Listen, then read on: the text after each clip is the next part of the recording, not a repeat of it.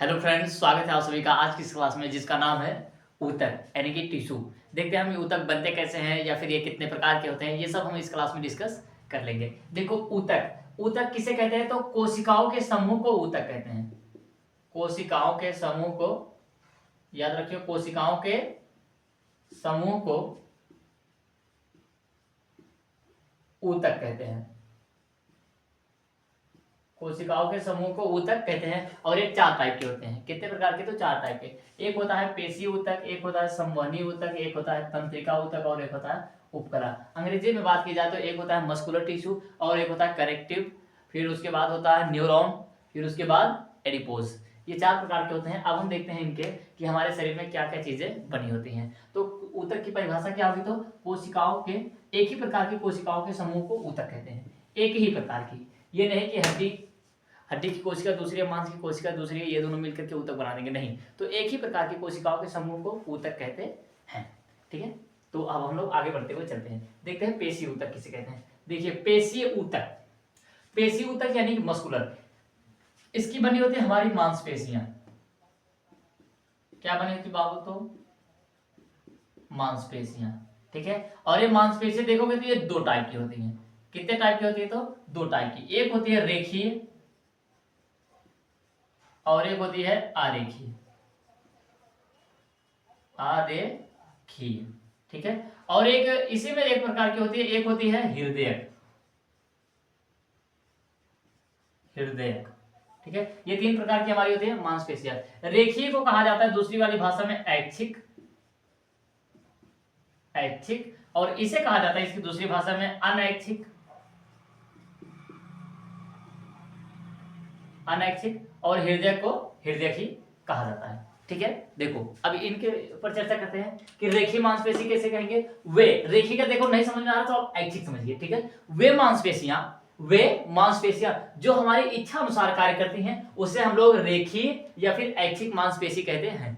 वे मांसपेशियां जो हमारी इच्छा अनुसार कार्य करती हैं उसे हम लोग रेखीय मांसपेशी या फिर ऐच्छिक मांसपेशी कहते हैं। जैसे कि हमारा हाथ हो गया, पैर हो गया, हमारी जबान हो गई, ये हमारा मुंह देखो ऐसे हिलता रहता है, हमारे लिप्स हो गए, ये सब हमारी इच्छा अनुसार कार्य करते हैं। तो इसीलिए हम लोग इसे क्या कहते हैं, तो रेखीय मांसपेशी या फिर ऐच्छिक मांसपेशी कहते हैं। और दूसरी होती है आरेखीय मांसपेशी। आरेखीय मांसपेशी या फिर अनैच्छिक। अब देखिए ऐच्छिक तो हो गया, इच्छा अनुसार कार्य कर रही है, और अनैच्छिक मतलब इच्छा अनुसार कार्य नहीं कर रही है। तो वे मांसपेशियां जो हमारी इच्छा अनुसार कार्य नहीं करती हैं उसे हम लोग अनैच्छिक मांसपेशी या फिर अरेखीय मांसपेशी कहते हैं। जैसे हमारा हृदय हो गया, हमारा लीवर हो गया, हमारी छोटी आंत होगी, हमारी बड़ी आंत हो गई, हमारी किडनी हो गई, हमारा फेफड़ा हो गया। ठीक है, ये सारे जितने भी अंग होते हैं हमारे, वो सब बिना हमारी इच्छा के अपने आप कार्य करते रहते हैं, इसलिए हम लोग उसे अरेखीय मांसपेशी कहते हैं।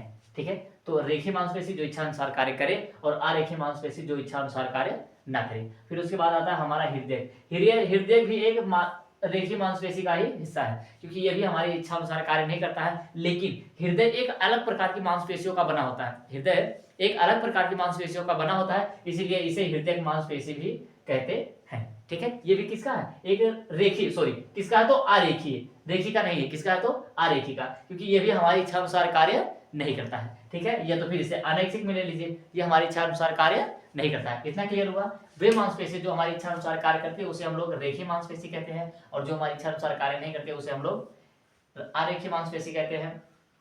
या फिर इसके हम हृदय मांसपेशी का ऐसा कह सकते हैं, वह मांसपेशी जिसका हमारा हृदय बना होता है उसे हम लोग हृदय मांसपेशी कहते हैं। क्लियर है दोस्त, आगे बढ़ते हैं। ठीक है, ये लीप पौधे बता रहा नहीं, सारा समझा। ठीक है, उसे हम लोग हृदय मांसपेशी कहते हैं। अब हम लोग आगे की ओर बढ़ते हैं, कनेक्टिव की ओर। ठीक है, किसकी ओर बढ़ते हैं, तो कनेक्टिव की ओर, है ना। कनेक्टिव, कनेक्टिव देखो वे ऊतक जो हमारे शरीर को जोड़ के रखते हैं, क्या करते हैं, तो जोड़ने का कार्य करते हैं। क्या करते हैं, तो जोड़ने का कार्य करते हैं, उसे हम लोग संवहनी यानी कि कनेक्टिव टिश्यू कहते हैं। जैसे हो गया हमारा ब्लड, जैसे हो गया हमारा ब्लड हो गया, जैसे हमारी बोन हो गई। ठीक है, या फिर बोन का हमारा कार्टिलेज हो गया, बोन का हमारा कार्टिलेज हो गया, जैसे हमारा त्वचा हो गया। ठीक है, तो ये सब क्या करते हैं, तो हमारे पूरे शरीर को जोड़ करके रखते हैं, ठीक है। इसमें भी बहुत ज्यादा डिटेल से नहीं बात करेंगे, ठीक है, लेकिन बोन को आप देखोगे तो ये भी हमारे शरीर को जोड़ करके रखी है। हमारे ब्लड को देखेंगे तो ये भी हमारे पूरे शरीर को जोड़ करके रखता है। बोन के साथ में एक उसका छोटा वाला हिस्सा, यानी कि जो कमजोर हड्डियां होती है उसे हम लोग कार्टिलेज कहते हैं, वो भी क्या करती है, तो हमारे शरीर को जोड़ करके रखने का कार्य करती है। और एक होता है हमारा त्वचा। देखिए त्वचा हमारे पूरे शरीर को इधर से इधर तक लेकर के जोड़ के रखा हुआ है, तो ये भी किस में आ जाएगा, कनेक्टिंग टिश्यू में, यानी कि संवहनी ऊतक में, ठीक है। ये क्या करता है, तो हमारे शरीर को जोड़ करके रखता है। अभी हड्डियों के ऊपर ज्यादा चर्चा नहीं करेंगे, क्योंकि हड्डियां 206 होती है। हड्डियां भी कई प्रकार की होती है, यहाँ से घूमती है, यहाँ से ज्वाइंट होता है, ये दूसरी प्रकार का ज्वाइंट होता है, ठीक है। तो कितने प्रकार की, और या फिर ये रीढ़ में कौन सी, ये तो बहुत ही डिटेल से चर्चा हो जाएगी, ठीक है, किसी अगली क्लास में। अब हम लोग आगे बढ़ते हैं न्यूरॉन की ओर। न्यूरॉन का क्या बना होता है, तो हमारा ब्रेन, ठीक है। जिसके पास ब्रेन होगा तो ब्रेन किसका बना होगा, तो न्यूरॉन टिश्यू का बना होगा। जिसके पास नहीं है वो तो बात की बात है, ठीक है। तो ये न्यूरॉन का हमारा क्या बना होता है, तो ब्रेन, बस क्या बना होता है, तो ब्रेन यानी कि मस्तिष्क। मस्तिष्क मस्तिष्क हमारे किस ऊतक का बना हुआ है, तो तंत्रिका ऊतक का। तंत्रिका ऊतक का क्या बना होता है, तो मस्तिष्क। और मस्तिष्क के 3 भाग होते हैं, वो आगे हम लोग पढ़ लेंगे, ठीक है। तो तंत्रिका ऊतक का क्या बना होता है, तो हमारा मस्तिष्क। और एक चीज और याद रखिए हमेशा कि मस्तिष्क में किसी भी प्रकार का कोशिका विभाजन नहीं होता है, ठीक है। इसी साथ में इतना पढ़ सकते हैं, कोशिका विभाजन नहीं होता है, कोशिका विभाजन नहीं होता है। अगर एक बार ब्रेन में चोट लग गई तो ब्रेन की कोशिकाएं अपने आप को स्वतः नहीं भर सकती। सबसे तेज कौन भरने का कार्य करता है, तो मांसपेशियां, ठीक है। देखो यहाँ पर कट जाता है तो दूसरे भर जाती है, हड्डी टूटती है तो थोड़ा जुड़ने में टाइम ले लेती है। अब आता है हम लोग उपकला की ओर। उपकला की क्या बनी होती है, हमारी फैट, हमारा फैट बना होता है। क्या बना होता है, तो फैट, यानी कि जिसे हम लोग चर्बी कहते हैं। क्या कहा जाता है इसको, तो चर्बी कहा जाता है, ठीक है। तो देखो जितनी हमारे शरीर में चर्बी बनी है, यहाँ पर देखिए हथेली में ज्यादा चर्बी पाई जा रही है, ठीक है। यहाँ पर खौरा पे चर्बी पाई जाती है। अब जहां जहां जानते हैं कि अभी देखो जब कोई आदमी मोटा होने लगता है तो उसके पेट के ऊपर, ऐसे जो नीचे छोटी आंत अगड़ी आंत होती है, उसके ऊपर से परत के बाद एक इसी उपकला यानी कि फैट की एक चर्बी जमा होने धीरे धीरे शुरू हो जाती है, और वो धीरे धीरे मोटी होती चली जाती है, तो बहुत ज्यादा उसका क्या होता है, पेट निकल जाता है, ठीक है। तो फैट किसका बना होता है, तो उपकला ऊतक का, यानी कि अंग्रेजी में कहेंगे तो एडिपोज का। क्या बना होता है, तो फैट यानी कि चर्बी, जिसे हम लोग वसा भी कहते हैं। क्या कहा जाता है, तो वसा, ठीक है। तो क्लियर है। अब ये रही हमारी टिश्यू के ऊपर कुछ क्लासेस। तो 4 प्रकार के होते हैं, कनेक्टिव टिश्यू और muscular tissue, connective tissue, neuron tissue और एडिपोज टिश्यू।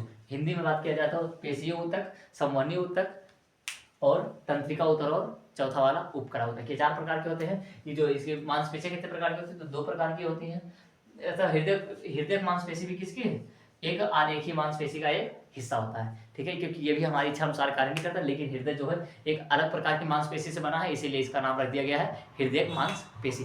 क्लियर है। मुझे उम्मीद है कि आपको ये क्लास अच्छी लगी होगी। अगर अच्छी लगी तो आप इसको लाइक कर दीजिएगा, और बाकी अगर आप चाहते हैं कि आपका भाई भी इसे देखे तो उसे क्या करिए, शेयर कर दीजिए। तो अब मिलेंगे नेक्स्ट क्लास में, तब तक के लिए जय हिंद।